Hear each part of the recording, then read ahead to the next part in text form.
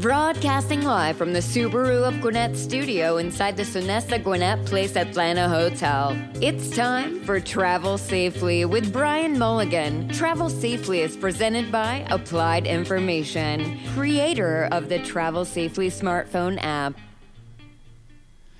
Hi, good afternoon, and welcome to Travel Safely.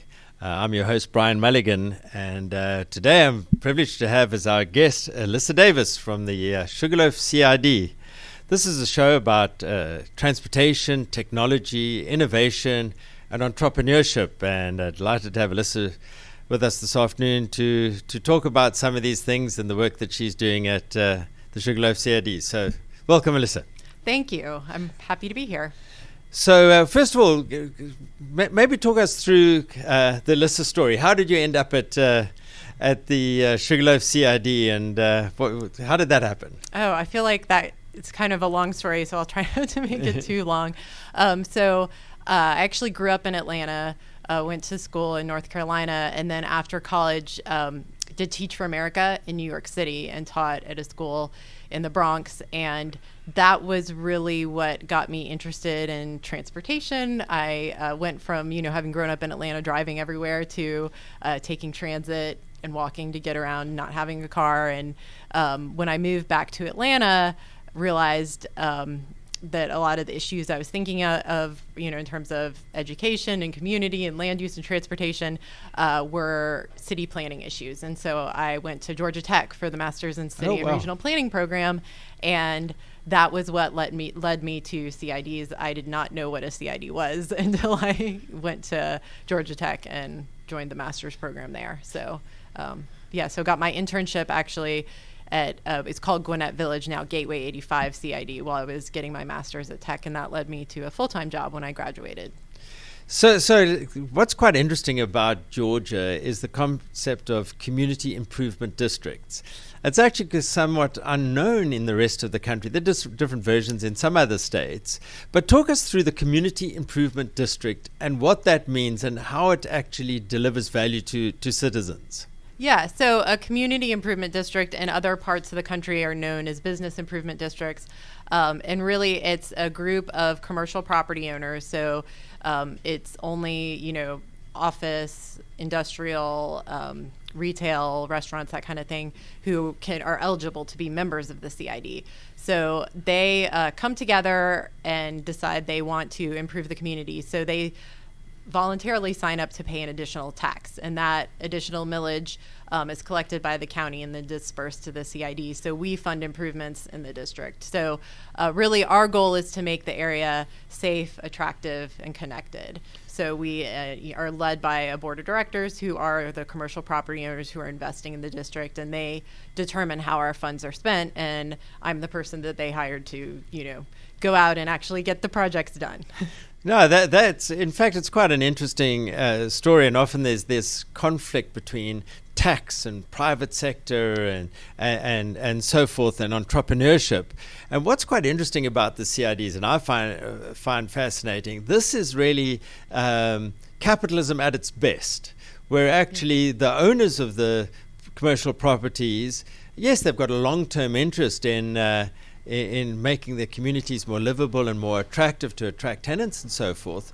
But it's really them investing and voluntarily making their communities better, which often the stereotypical capitalist is seen as this evil developer raping and pillaging. But this is actually quite the opposite of that. Yeah, it's a great example of public-private partnership, right? That you have the business community coming in and saying, hey, we, have a stake in improving this area. And so what the CID does is we partner a lot of times with the local government to get projects done that otherwise would maybe be done 10 years from now, 20 years from now. The CID can speed things up and get things done faster. And it's just a great example of partnership with local government to improve the community. So how do you guys, are you open to people, advocating for projects in your district, or how do you get onto the project list at the Sugarloaf CID? So we have done a number of plans and studies to determine what projects are needed. During our initial formation, there were a number of intersection studies done. And then we actually went through the process once I started of doing a Livable Centers Initiative study. And I'm sure you're familiar with that program out of the Atlanta Regional Commission. And it's a great way to do a master plan for an area and to think about that land use transportation connection, which, for our commercial property owners is such an important issue, thinking about the land use in correlation with the transportation. And we came up with a long list of projects focused, not just on traffic flow, but that walkability, transit, that kind of thing. Because really we're planning our area, the Sugarloaf CID is the area that is around the Infinite Energy Center, Sugarloaf Parkway off of I-85, and that is becoming Gwinnett's downtown. So we have a huge entertainment district with the Infinite Energy Center, and then we have a lot of great Class A office space. So we're really an entertainment and business district, and that's why we've framed ourselves as we're downtown Gwinnett. So what's quite interesting for me as a technology guy and an innovator and disruptor and so forth is how you factor into the planning process the disruption of technology. And I'm going to give you an example. And I said before we started, I'm not going to give you any gotcha moments, but here's one. How do you as a planner plan for something like scooters, where suddenly 5 million scooters just fell out of the sky and suddenly they're everywhere? And that's a really disruptive new mode of transportation. How can you accommodate that? Yeah, I mean, that's a great question. I don't think anybody saw the scooters coming, right? They just one day appeared everywhere. We actually have not had scooters in our district show up yet. But I would imagine with, our further development as we become more dense, and trails, offer an opportunity for scooters. But yeah, I mean, I think in terms of transportation planning, we have to be thinking outside the box, right? Not just in terms of what we have today, but how, the infrastructure we're putting in place today, we can adapt and accommodate new technologies as they come on. Even with transit plans, I think there's a lot of great opportunities for transit to improve with new technologies. And, Gwinnett County, in the transit plan that they've come up with that's on the ballot in November, they have the microtransit, which is such a great concept of taking similar to what, Uber and other ride sharing do, where you can have more on-demand transit. And I think, just the things that we're planning for now, maybe we won't foresee all the changes that are coming, but a lot of these investments can be adapted to accommodate the technology changes over time. Yes, and the interesting thing about deploying technology, especially in transportation, if you do it on a platform basis, you can deliver new applications which pop out of like scooters and so forth. And I'll bounce one off you to see how this strikes you, is that in Applied Information, we used the Travel Safely app to win a project in California. And what this California project was, based on pelotons of cyclists, is to get cyclists green lights to encourage cycling and make cycling safer. So as we were actually testing this here in Alpharetta, where we've got our technology laboratory, we're actually driving around this peloton of cyclists, giving them green lights. And that's where I realized, I had this insight, that a peloton of cyclists is logically and functionally identical to a zero-emission bus. It's actually like transit. It's a group of people in one place who perhaps warrant being treated as a special class because they're driving together and providing a zero-emission form of transportation. Yeah, and that's really interesting. I had not thought of that, but it does make a lot of sense. I'm not personally a cyclist. My brother is a big cyclist. Doesn't care about riding in crazy traffic, whereas I'll be good on my little path. Yeah. So not in the traffic, but it is a huge disincentive if you're having to stop at all these lights and all these. Also, the interesting thing that's emerged is that it's actually crossing the traffic. Yeah. So that when you actually having people make a left turn, this peloton, you can actually make the traffic stop for them. But also what you can do, which has been quite powerful and quite interesting, is that you can have certain corridors which are cyclist friendly. And you apply the cyclist priority in those corridors so that the traffic generally flows along with the cyclists. And then other corridors are for conventional automobiles and vehicles. And so those are not cyclist friendly. And then the cyclists would gravitate to going on the cyclist friendly roads. So there's an interesting thing about innovation, if I put it to you like this. If you think the pace of change is fast now, it's the slowest it's going to be for the rest of your life. The pace of change is only accelerating. Yeah. So after the break, we'll talk about COVID and some of the other challenges that we've been facing in business. But what are some of the kind of projects that the Sugarloaf CID is taking on? Yeah. So. Well, I guess one of the projects that's not necessarily in transportation, but you might like because it's technology related, is in our safety arena, working with a company, Flock Safety, that has cloud connected cameras that read license plates. So it's been a great partnership between us and the Gwinnett Police. So these cameras are put throughout our district on the major roadways so that we catch vehicles when they're coming and going. And the great thing about this is that the police have access to that information. So the cameras read license plates day or night. They record the make, model, color. They record all that information so that if there is any crime or incident that occurs, the police can automatically search and respond. And if they're stolen vehicles, they'll show up immediately. So it's a lot of the crimes that we've had in our district that impact the commercial properties are these property crimes, car break-ins, something stolen from a property. And the great thing is that we had an instance recently where doormats were stolen from a property, about $400 worth. So not huge, loss to the business, but luckily our Flock cameras the police were able to use the cameras to locate the owner of the vehicle, go to his house. He sheepishly admitted he stole the mats and then returned them that day. So, great. So that kind of, thing is just making police work better. It was quite interesting. I was actually having a chat with another CID, in fact, just yesterday on this topic of license plate recognition.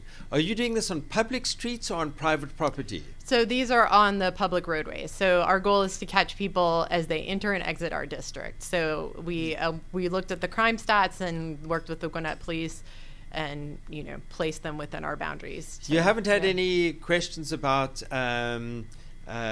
probable cause and the idea of surveilling everybody in order to track that? Is that well? The thing is, your license plate is public information. If you have a car, it's not recording people and it's not surveilling anyone.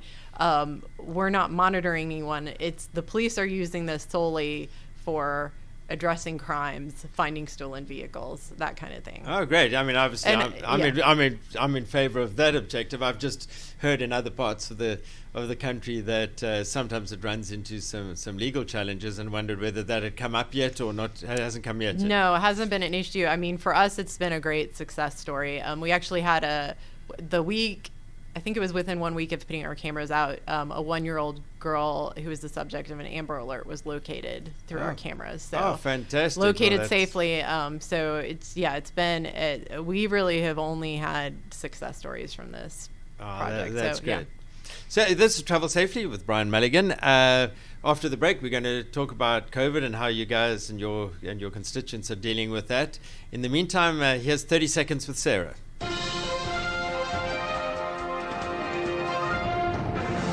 This is your 30 Seconds with Sarah, your transportation news quick. The University of Liverpool has turned their attention solving a difficult problem all cities and counties face: detecting and assessing potholes, road cracks, and other road management issues. A number of reporting tools already exist for citizens, whether they be a call-in number, an app to report, but the University of Liverpool has developed an autonomous vehicle that's equipped with cameras and the latest in AI. According to a study by AAA, potholes cost U.S. drivers alone $3 billion annually. Here's hoping all of our roads will be a bit less bumpy in the future. Back to you, Brian.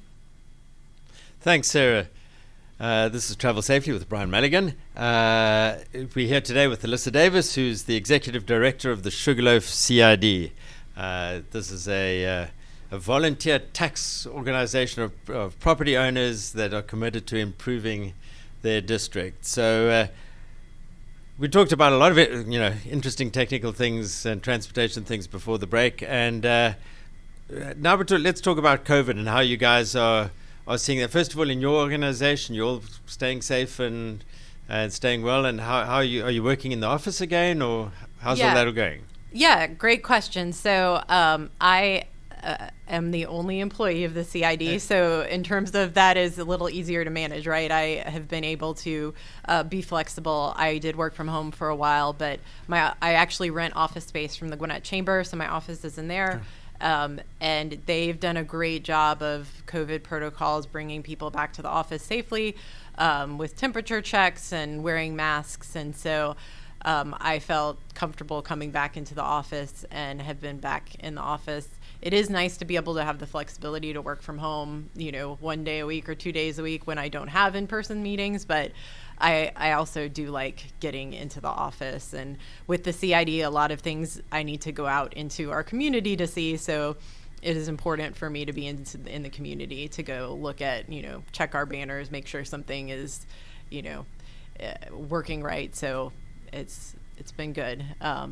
So your constituency, the commercial properties that make up the Sugarloaf CID, they've been, I'm sure, facing their challenges. How's that looking as far as people going back into the office and, the Class A office accommodation, having nobody in it? How's that looking from your perspective? Yeah, I mean, it's been a mix depending on how big the company is. I think for smaller business, it's been easier to come back into the office. So, the smaller company is, the less things they have to work out, I guess. So I think that's because we have a lot of small businesses in our area, that's gone well. I think also for the suburban areas like Gwinnett, it's been easier for people to come back to the office as opposed to, some of the folks downtown who have to figure out how to get people into huge, multi-story buildings with elevators and everything. So I think that's been a benefit to the Sugarloaf area as well. Obviously, the hotels have been hit in our area. The arena has been dark, so that's been an impact on our community.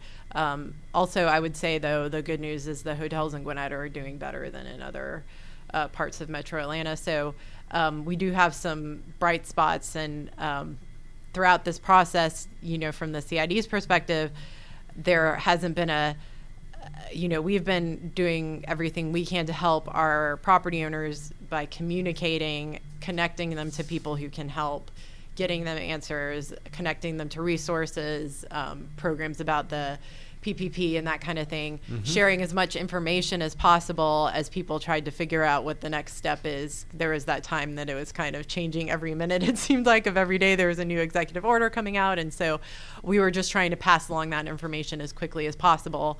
That seemed to be the best role for us as a smaller organization, but, making sure our property owners and businesses knew the best resources that they could access to deal with the pandemic. Oh, that's a great resource. And we're a Gwinnett company as well, actually. We're based in Gwinnett, and the combination of the PPP program as well as the CARES Act, where Gwinnett got some CARES Act funding and distributed that among small businesses in Gwinnett, was very powerful and very effective. And I'm sure you guys played your part in making all that a success and helping all these businesses survive this pandemic, which who knows exactly where it's up to, but we're all optimists and forward-looking. Otherwise, we wouldn't get out of bed in the morning. Finally, I think to talk about the CIDs, I love the idea that this is a private sector-led tax authority.